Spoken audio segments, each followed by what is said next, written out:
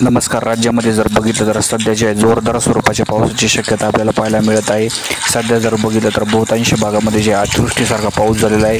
काल रात्रभर राज्यामध्ये पाऊस होता, जसं की बीड, नगर, त्याचप्रमाणे छत्रपती संभाजीनगर, धाराशिव, जालना या भागामध्ये जे अतिवृष्टी झालेली आहे.